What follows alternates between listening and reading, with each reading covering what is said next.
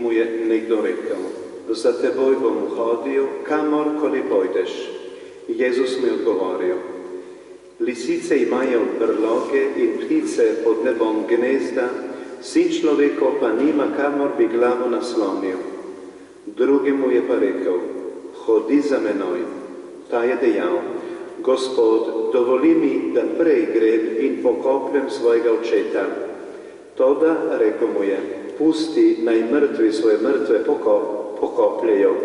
Ti pa pojdi in oznanjaj Božje kraljevstvo. Še drug mu je rekel: hodi bom za teboj, Gospod, toda dovoli mi, da se prej poslovim od svojih domačih.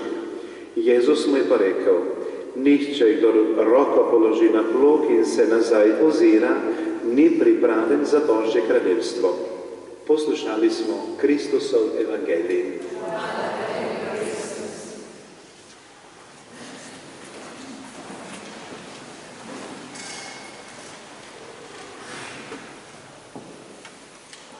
Dragi sestre i braćo, slavimo otajstvo spasenja u ovoj presvetoj Euharistiji. Okupili smo se kao zajednica vjernika da se susretnemo sa živim Gospodinom Isusom Kristom, koji je uskrsnuo i koji nam daruje sve potrebne milosti i blagoslove, koji nas poučuje o našemu životu, o životu ovdje na zemlji i otvara nam vrata nebeskomu kraljevstvu. Pozvani smo na ovome putu prepoznavati Božju desnicu svakodnevno. Evo, da ne budemo kršćani od blagdana do blagdana, od nedjelje do nedjelje ili od ovakvih susreta do ovakvih susreta, nego da jednostavno kako dišemo, da tako jednostavno živimo s Gospodinom i onda u zajedništvu Božje ljubavi živimo jedni s drugima. Evo, čuli smo danas iz Evanđelja po Luki kako je Isus išao sa svojim učenicima putem. Isus ide, Isus hoda. Isus i danas hoda u svojoj crkvi, u svima nama i hoda u dinamici njegove prisutnosti u svojoj crkvi i vodi nas prema vječnom životu, prema punini svega što jest.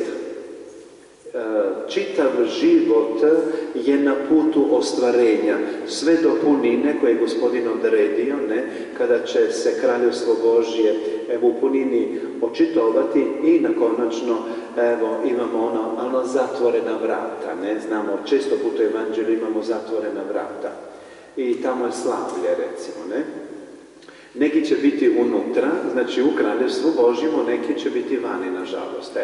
Opasnost je, da mi ostanemo vani. I svatko od nas je pozvan da odgovorno živi svoj život, ali to ne znači u strahu, nego u radosti, u ljubavi, u bezuvjetnom predanju Bogu, jer nam Bog daruje sve potrebne milosti kako bismo rasli u toj velikoj odgovornosti. Evo i danas čujemo u Evanđelju kako je pristupio netko od ljudi, netko gdje nemamo ime, U Evanđelju imamo puno imena, Marija Magdalena, Bartimej, Luka, Zake i tako redom, a ovdje netko. Sveti Luka kad piše tako, ili evanđelisti netko, znači tu možemo staviti svatko od naših imena, I sad pita, kaže, Gospodine, za tobom ću kamo god ti pođeš. Vidite ovoga čovjeka koji čini se izvana da je spreman na sve, I tako ona prvotna odlučnost, prvotni entuzijazam, koji čovjeka zahvati i onda kaže, Gospodin, gdje god ti hoćeš, ja ću ići za tobom. I što mu Isus govori, Kaže, lisice imaju svoje pećine, tako i sve ptice nebeske imaju gdje svoje gnjezdo saviti, kaže, ali sin čovječi nema gdje kamo glavu nasloniti. Vjerujem da nazirete, slobodu nad koju Gospodin, svakoga od nas poziva. Upitajmo se danas, naravno, svi smo mi na tom putu, da li negdje osjećam tu klicu slobode, da ja bezuvjetno slijedim Isusa. Znači, Isus, ako ti hoćeš s njim biti, onda više za tebe nije važno materijalno dobro, niti prostor, niti situacija, ništa za tebe nije važno. Tebi je najvažnije da budeš s Isusom. Ne, sjetimo se Petra, Ivana i Jakova, ne, koji su bili na Taboru. I oni, tamo ničega nije bilo, recimo, to je vrh vrha, ne? I on vidi, svi vide preobraženje. I oni kaže, dobro nam je ovdje biti. Tolika slava ih je obuzela, ne? Evo, čovjek koji hoda za Gospodinom, on dođe do toga temeljnog iskustva bezuvjetne slobode. Znači, mi smo pozvani svakim danom hodati. Evo, u oči smo slavlja Svetoga Franja Asiješkoga, sutra crkva slavi ovaj veliki blagdan. Mi znamo da je Sveti Franjo išao putem, bio je vrlo bogat, i njegovi obitelji su bili bogati. I kada je Gospodin zahvatio njegov život, onda se u njemu rađala ta beskrajna sloboda. On nije htio ništa imati na ovome svijetu. Htio biti slobodan poput ptice, ali slobodan u duhu istini, ne lažno. I onda je zaručio konačno gospođu siromaštinu, ne? Zaručio je i živio je s njom u tom dubokom savezu, jer je htio da potpuno se Bog brine za njega, a onda se brine za Božje, ne? Tako da je on disao u toj slobodi evanđelskog kraljevstva. On je u punini nekako živio to blaženstvo, blago siromasima duhom. On je htio uvijek biti siromak duhom, da je uvijek čezno za tom istinom, za tom Božjom ljubavlju i ničemu nije dopustio da ispunje njegovo srce. Niti materijalna dobra, niti kakvi ljudi, jer na pogrešan način. On je izgarao iz ljubavi prema svima, ali čisto i slobodno. No, idemo korak dalje. Drugo mu je Isus rekao, vidite, ovaj jedan je došao k njemu i ponudio se, ne? Ponudio mu se da ga slijedi. A Isus mu kaže, ako želiš, onda moraš biti potpuno slobodan. A sad ovi dolaze k njemu i Isus njima kaže, pođi za mnom. Vidite, radi se o Božjemu pozivu. Isus izabire ljude, Isus je izabrao sve nas i kaže, pođi za mnom. I šta mu ovaj kaže? Gospodine, dopusti mi se dopusti mi da najprije, evo, pokopam svojega oca. Ova riječ prije, evo, to je od neizmjerne važnosti. Evo, što negdje u našem životu stoji ispred Boga? Što ti je važnije od Boga? Evo, to mi trebamo analizirati, vidjeti, prepoznati, ne samo analizirati, vrtjeti se, nego koji je taj zid, koja je ta situacija, ta osoba koja mi sprečava da ja imam slobodan pristup k Ocu. Što je ispred Boga? Ako nađeš, evo, tu osobu, tu situaciju, onda znaš da te upravo ta osoba ili ta situacija ubije. Ili materijalno dobro, ili neko znanje, ili ne znam što. Znate, kada sjetimo se onoga, kada Isus rekao onome mladiću, koji je rekao, Gospodine, što je potrebno da baštinim život vječni? On mu kaže, čuvaj zapovjed, obsluži zapovjed. On kaže, pa sve sam to učinio, sve sam to vršio, ali opet moje srce neispunjeno, neostvareno. Što mi još nedostaje? U njegove srce bilo prazno. On kaže, idi prodaj sve što imaš i podaj siromasima, sve što imaš. Znači, to ne znači samo materijalno dobro, nego čime je njegovo srce bilo ispunjeno. Evo, što je navezivalo njegovo srce na ovaj svijet. I on je, kaže, ostao tužan. On nije krenuo sad tada za Isusom. Ostao je tužan. Ostalo mu je to na što je bio navezan, ali nije imao radosti. Vidite, ovaj čovjek je bio vezan, recimo, na žalost. Ne htio je pokopati svoga oca. Ta žalost mu je bila prije Isusa. Isus, vidite, mi često puta želimo nekako prema ljudskim zakonima, prema nekim odredbama izvršiti sve. A Isus te zatekne usred tvoje boli, usred tvoje patnje. I on kaže, sad ćeš započeti nešto novo. Pusti neka mrtvi pokapaju svoje mrtve, a ti idi za mnom.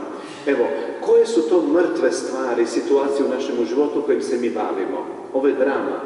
Mi to trebamo jako razlučiti u svome životu. Koji su to mrtvaci koji zauzimaju naš život i mi ne idemo korak za Isusom? Isus ide izva, kaže, hodi za mnom. Nemo ići za tvojom žalošću, za tvojom tjeskobom. Vidite, i drugi put isto mi čujemo tu istu riječ. Drugo mu kaže, jedan drugi mu je rekao, hodit ću za tobom, Gospodine, ali mi dopusti da se najprije pozdravim od svojih ukućana. Najprije da se pozdravim od svojih ukućana. Vidite, I kaže, obećaj Gospodinu. Ali što mu Gospodin kaže? Nitko tko položi ruku na plug pa se okrene natrag. Evo, ovo je sad ta stvar. Sjetimo se što je žena od ovoga Lota napravila. Gospodin im kaže, idite naprijed, ne obrćite se, sve spaljeno od traga, sve to mrtvo, sve to pokojno od traga. Tvoj jučerašnji dan je pokojni, sve situacije su pokojne, sve ono što je vani nije vrijedno da ti razmišljaš, jer je sve ulazi, sve je proteknuto prema Božjemu kraljevstvu. Ovdje, drage sestre i braćo, leži naša snaga i moć. Mi trebamo naučiti, znate ono što Gospodin kaže, budite mudri kao zmije, bezazdani kao golubovi, ne? Znate, golub je bezazlen i on je slobodan, ima dva krila, to redovito kaže, znači, može se letiti samo s dva krila, istine i ljubavi. Evo, i tomu nas Isus uči. I mi tim krilima se možemo uzdići u visine. I kad se uzdignemo u visine, mi smo slobodni. Mi imamo radost, imamo disanje, imamo slobodu. A opet golub jede, hrani se sve što mu je potrebno. Ali on kad je potrebno ide i leti. I onda Gospodin kaže, budite mudri kao zmije. Vidite, mudrost je dar Duha Svetoga. Kaže, kada zmija ima na sebi drugu haljinu, ona traži, evo, nekakve prostore, uske prostore u prirodi, ne? I između dva kamena prolazi i skida staru haljinu. Jer je već nova na njoj. Dragi sestre i braćo, ovo moramo naučiti svakodnevno. U ovim vremenima to moramo naučiti. I tu leži naša snaga i naša moć. Mi jučerašnji dan trebamo skinuti sa svojih leđa, sa svojih misli, svojih opterećenja. Ako želimo biti snažni i moćni, osnaženi Duhom Svetim, vidite, tu Isus prekida stari život. Zato kaže, pusti, neka mrtvi pokapaju svoje mrtve. Ono što je prošlo, nemoj ulaziti u to više. Nemoj odlaziti tamo gdje su mrtvaci, što je prošlo. Jel? I nemoj se pozdravljati, sada Božja riječ je najvažnija. Nemoj odgađati. Ovo kaže, ma još ovo, pusti prije da ovo. Čim to sebi kažemo, mi već gubimo. Mi već gubimo sutra. Mi već gubimo preko sutra. Jer se vraćamo nazad. Božja je volja, vidite, Sveti Pavao kaže, idimo iz slave u slavu. To Pavao kaže. Sada se osjećaš dobro, ideš u veće dobro. Nikad ne možemo ići u manje dobro. To nam treba biti pravilo razlikovanja i duhova i svega onoga što Bog nama želi učiniti u životu. Ako se ti vraćaš na staro, na negativno, znači da se ti promašio, da se ti izgubio u životu. Znači mi smo pozvani snagom, evo sakramenata, snagom Božje riječi, ulaziti u svu veću slobodu. U prvom čitanju slušamo danas o Jobu, ne? Kaže Božja riječ kaže, nemoj se svađati s Bogom. Ko je taj koji može stati pred tim znanjem, pred tom mudrošću, znate? Često puta u našem životu mi se pravdamo s Bogom. Pa dokle više, pa zašto me ono napraviš, pa ovo, to je znak da smo mi u velikoj tami. Unutra u tami, u neznanju.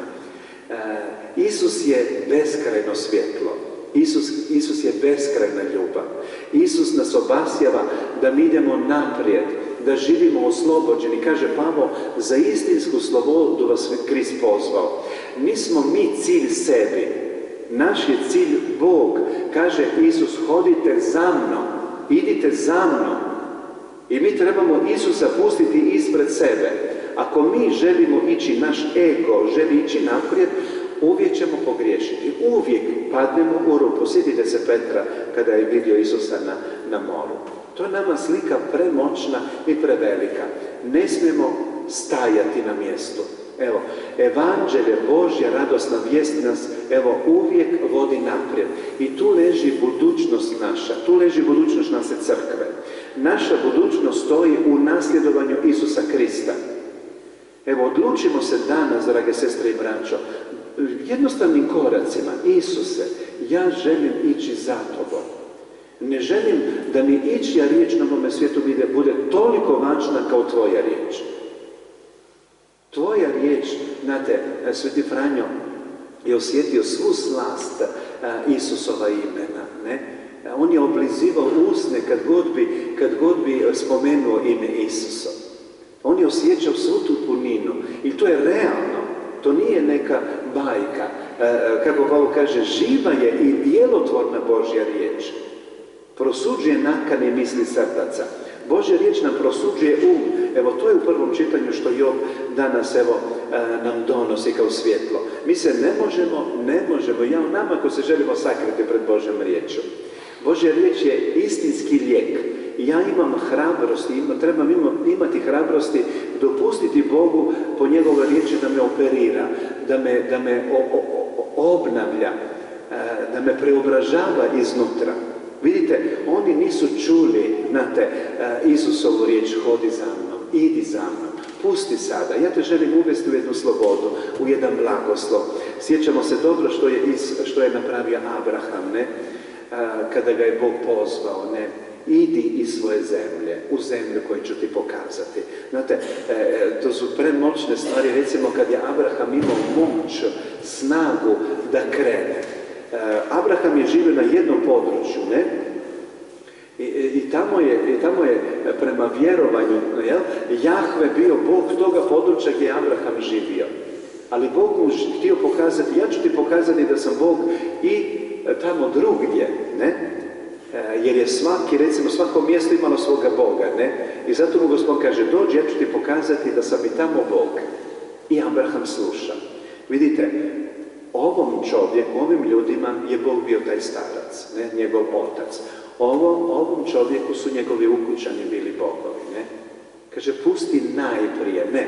Isus kaže, tražite najprije Božje kraljevstvo, a sve ostalo će vam se nadodati. Ovu stepenicu trebamo napraviti iznutra, drage sestre i braćo. Tu leži i naše uskrsnuće i naša pobjeda. Otvorimo se ovoj svetoj misiji, evo, djelovanju i moći Krista Gospodina. Dobro se sjetimo što je sveti Josip napravio. Bog mu daruje objavu u snu. Kaže, uzmi svoju ženu i dijete i krenu u Egipat. Nije mu nimalo bilo lako. Još nekako rekli bismo, kada bi nam ovako rekao, znaš da čekate nešto teško ovako u javi kad ne spavamo. Zamislite koliko je bio čovjek vjere, sveti Josip, kada je u snu primio tu objavu i on je spreman zaista uzeti Mariju, uzeti Josipa i kilometre proći i doći u Egipat. Vidite ovu lakoću koju je Josip imao u svome srcu. Evo, tako trebamo postati osjetljivi na taj Božji poziv. Da, Gospodine, hoću. Odmah.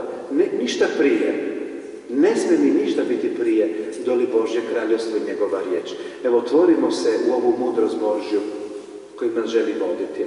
Evo, ponavljam, mi smo zaista u važnim vremenima, prevažnim vremenima. I ovo je škola evanđelja, škola svetosti, škola novoga života. Evo, po Zagor Djevice Marije, neka nam Gospodin zaista, evo, otvori taj put novoga života. Kako je Marija rekla, ne moja, nego tvoja volja neka bude. Vidite koju brzinu je Marija imala u sebi.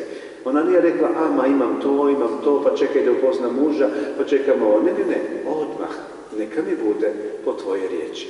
Carissimi fratelli e sorelle, abbiamo ascoltato in questo brano evangelico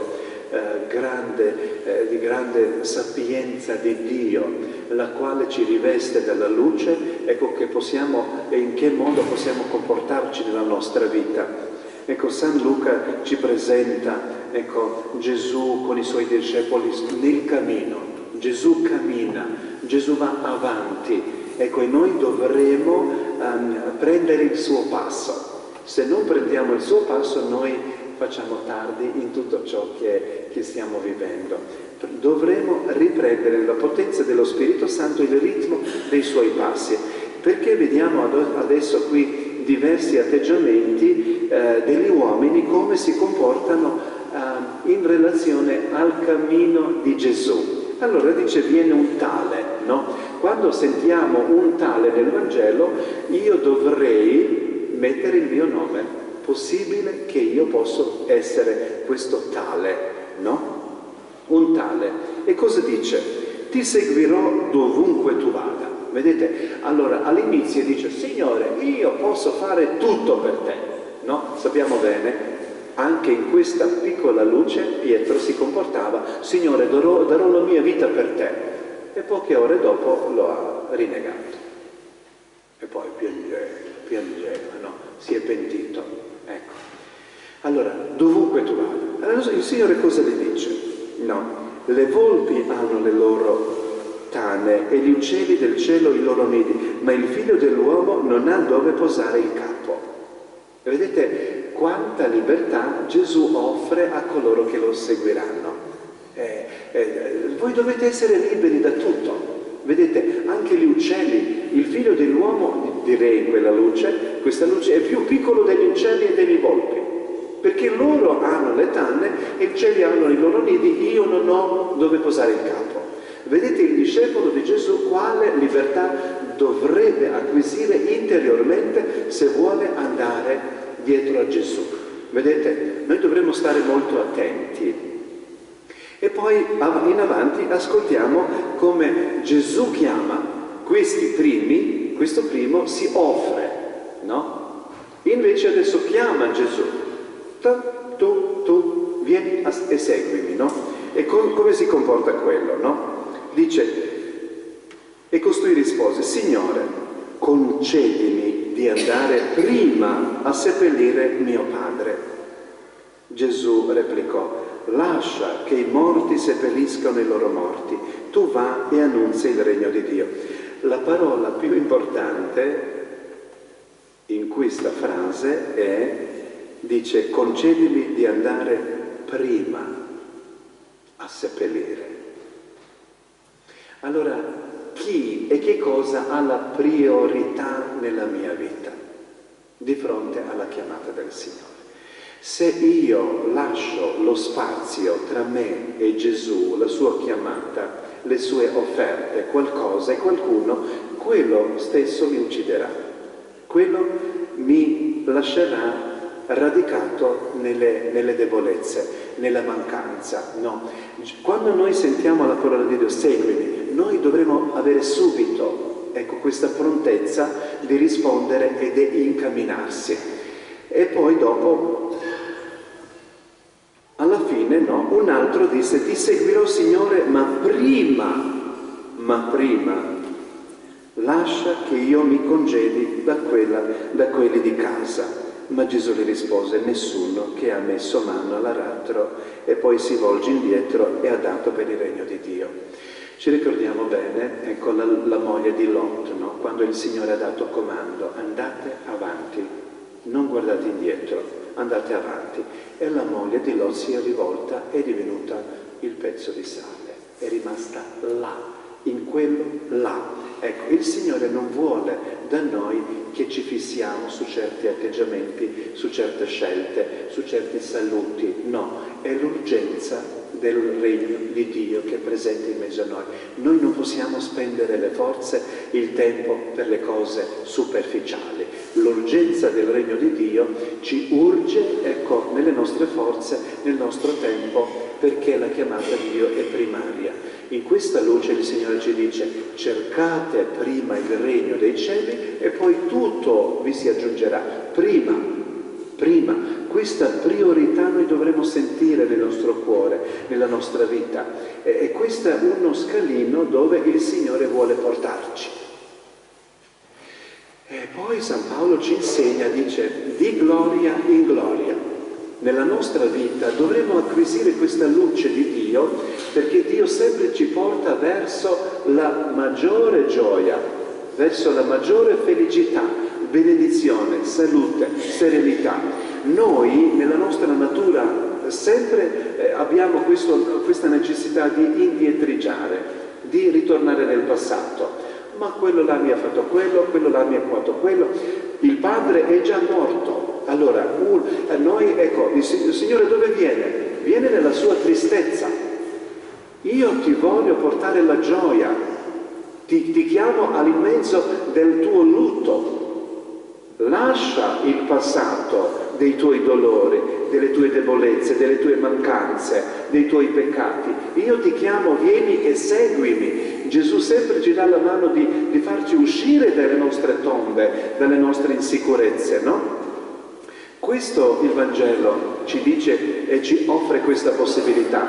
Vedete poi questi legami familiari, no? No, Gesù ci dice, lascia, io ti do tutta la famiglia, tutta la Chiesa, tutto il mondo, metti la mia parola davanti, no? Ecco, in questa luce possiamo comprendere anche quello che Gesù dice, siate candidi come le colombe e furbi, prudenti come i serpenti.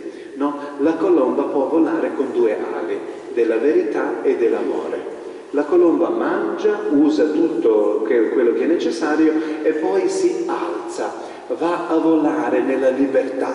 Gesù ci dice questa immagine, non permettete di attaccarvi. Se uno vi spezza le ali, no? Allora voi avete perso la vostra dignità, la vostra bellezza di vita.